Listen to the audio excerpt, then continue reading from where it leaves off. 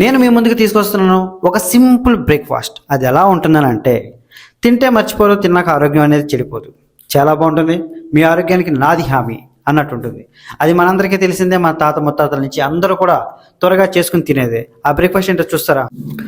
రండి మరి చూసేద్దాం. జనరల్గా మీరు వెళ్ళి కిరాణా స్టోర్కి వెళ్ళి మినపప్పు తెచ్చుకొని దాన్ని నైట్ అంతా నానబెట్టి మార్నింగ్ లేవగానే ఆ మినపప్పుని నీట్గా పొట్టు లేకుండా కడుక్కొని మిక్సీ జార్లో వేసుకుని మిక్సీ పట్టిన తర్వాత ఆ మిశ్రమాన్ని తీసుకుని ఒక బౌల్లో వేసుకొని దాన్ని అలా కాసేపు ఉంచాలి. ఆ తర్వాత ఒక బౌల్లో సరిపడినన్ని నీళ్లు తీసుకుని ఆ బౌల్ని ఒక తెల్లటి క్లాత్తో లేదంటే ఏదన్నా ఒక గుడ్డ ముక్క, మీ ఇంట్లో ఏదన్నా ఉంటుంది కదా, ఆ గుడ్డ ముక్కను తీసుకుని దాని చుట్టూ ఇలా కనబడుతున్న విధంగా మనం అనేది ఫోల్డ్ చేసుకున్న తర్వాత దాన్ని ఏం చేయాలంటే ఒక 3 అనేది వేయాలి గట్టిగా. ఎందుకంటే మనం కలుపుకున్నటువంటి ఆ మిశ్రమాన్ని తీసుకుని దీని మీద పెట్టినప్పుడు ఆ గుడ్డ అనేది ఊడిపోకుండా ఉండడానికి ఈ 3 అనేది ఉపయోగపడుతుంది. కాబట్టి మనం ఆ గుడ్డ ఊడిపోకుండా ఆ ముడిని చాలా గట్టిగా కట్టుకున్న తర్వాత లోపల కొంచెం ఒత్తుకోవాలి. ఎందుకంటే ఆ లోపల ఉన్నటువంటి వాటర్ కొంచెం హీట్ అయిన తర్వాత వచ్చే ఆవిరికి గుడ్డకి బాగా అంటుకోవాలి కాబట్టి కొంచెం ఒత్తుకోవాలి. తర్వాత మనం మిక్సీ చేసినటువంటి పిండి ఉంది కదండి, ఆ పిండిలో మనకి టేస్ట్కి తగినంత వరకు మనకి ఎంత కావాలంటే అంత ఉప్పు అనేది వేసుకొని బాగా కలిపి ఆ కలిపిన మిశ్రమాన్ని ఇందాక మనం రెడీ చేసుకున్నటువంటి బౌల్ మీద పెట్టుకోవాలి. ఈ విధంగా. ఇది ఎలా ఉంటుందని అంటే, మీరు ఇడ్లీలు చేస్తారు కదండి, సేమ్ ఆ విధంగానే ఇడ్లీలు అయితే ఎలా అయితే వేస్తారో ఆ విధంగానే వేయాలి. బట్ ఏంటంటే ఇది కొంచెం పెద్ద అట్టు లెక్క వస్తుంది. దీన్ని మేము ఏమంటాం అంటే ఆవిరి కూడా అని అంటాం. మేము ఆవిరి కూడా అంటాము. చాలా చోట్ల దీన్ని మినప రొట్టె అని కూడా అంటారు. సో ఏదైనా సరే మీకు ఏ విధంగా కావాలంటే ఆ విధంగా కంఫర్ట్ ప్రకారం పిలుచుకోవచ్చు. దీన్ని తీసుకున్న తర్వాత దీని మీద పెట్టాం కదా, ఇప్పుడు ఏం చేయాలి, ఒక గ్యాస్ స్టవ్ ఆన్ చేసి గ్యాస్ స్టవ్ మీద ఇప్పుడు మనం పెట్టుకున్నటువంటి ఈ మిశ్రమాన్ని తీసుకెళ్ళి దాని మీద పెట్టేసుకోవాలి. పెట్టుకున్న తర్వాత మూత అనేది వేయాలి. ఇది ఎలా ఉంటుందంటే ఈజీగా మీరు ఇడ్లీలు అయితే ఎలా అయితే వేస్తారో ఆ విధంగానే దీన్ని కూడా వేయచ్చు. ఇడ్లీ ఎలా అయితే ఉడుకుతుందో ఈ మినప రొట్టె అనేది కూడా ఆ విధంగానే ఉడకడం అనేది జరుగుతుంది.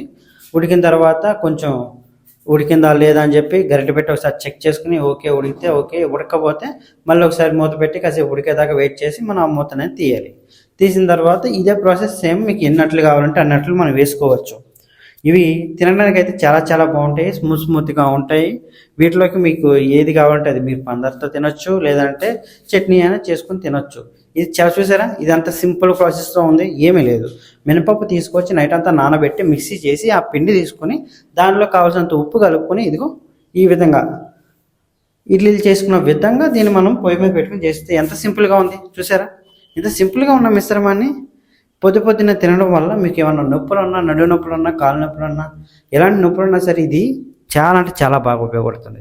మీకు కావాలంటే గూగుల్ కూడా చేసి చూడండి. ఇవి శరీరానికి ఆరోగ్యానికి చాలా మంచి అనేది చేస్తుంది. బయట మనం డబ్బులు పెట్టి తినేదానికంటే ఇలా చేసుకుని తినడం అనేది చాలా మంచిది మన ఆరోగ్యానికి. కాబట్టి మీరంతా కూడా ఇంత సింపుల్గా అయిపోయే మిశ్రమాన్ని మీరు తీసుకోండి. మాకు దీని కాంబినేషన్ కోసం దీనిలో వేసుకొని తినడానికి షుగర్ వద్దు, మాకు పల్లీల చట్నీయే కావాలని మీరు అనుకుంటే పల్లీల చట్నీ కోసం ముందుగా ఒక బాయిల్ తీసుకోండి. ఏమంటారు దాన్ని, ఒక మూకుడు అనేది తీసుకోండి. మూకుడు తీసుకుని దానిలో ముందుగా పల్లీలు వేసి కాసేపు దాన్ని బాగా వేయించిన తర్వాత అందులో జీలకర్ర, ఎండుమిర్చి వేసిన తర్వాత మళ్ళీ వాటిని కూడా కొంచెం బాగా వేయించిన తర్వాత కొంచెం ఆయిల్ అనేది లైట్గా పోసి కొంచెం అలాగా మనకి కాసేపు తిప్పి పెట్టుకోవాలి. ఎందుకని అంటారు, ఇలా ఆయిల్ అనేది వేసి తిప్పి పెట్టుకోవడం వల్ల అవి బాగా వేగి మంచి టేస్ట్ అనేది తీసుకురావడానికి కారణం అవుతాయి. కాబట్టి మనం బాగా వేగించిన తర్వాత వాటిని ఏం చేయాలి, తీసి పక్కన పెట్టేసుకున్న తర్వాత అదే బౌల్లో కొంచెం మళ్ళీ నూనె అనేది యాడ్ చేసిన తర్వాత ఉప్పులో తాలింపు ఎలా అయితే పెడతామో ఆ విధంగానే మనం పల్లి చట్నీ కూడా తాలింపు అనేది పెట్టుకోవాలి. దానికోసం ముందు ఈ తాలింపు దినుసులన్నీ వేసిన తర్వాత కొంచెం ఎండుమిర్చి యాడ్ చేసి మళ్ళీ కాసేపు అలా తిప్పిన తర్వాత ఇందులోనే టేస్ట్ కోసం అని చెప్పి మనం ఏం చేస్తామంటే కరివేపాకుని కూడా యాడ్ చేయాలి. కరివేపాకుని కూడా యాడ్ చేసిన తర్వాత ఇప్పుడు ఆ తాలింపు అనేది ఒక రకమైనటువంటి టేస్ట్ అనేది రావడం జరుగుతుంది. దీన్ని తీసుకెళ్ళి మనం ఏం చేస్తామంటే ఆ పల్లీల చట్నీలో అనేది వేసుకోవాలి.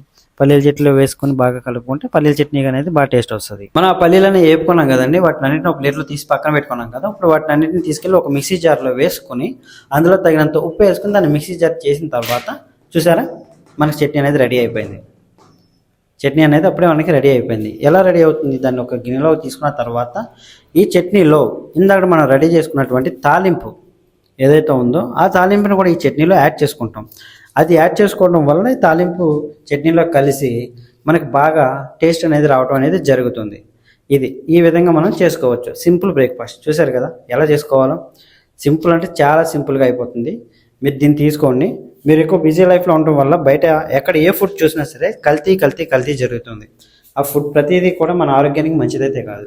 సాధ్యమైనంత వరకు ప్రతి ఒక్కరు కూడా ఇంట్లో అమ్మ చేసేదో, లేదంటే మీ ఆవిడ చేసేదో, లేదంటే ఎవరు చేసినా సరే ఆనందంగా ఇంట్లోనే తినండి. దానికి వంకలు పెట్టొద్దు.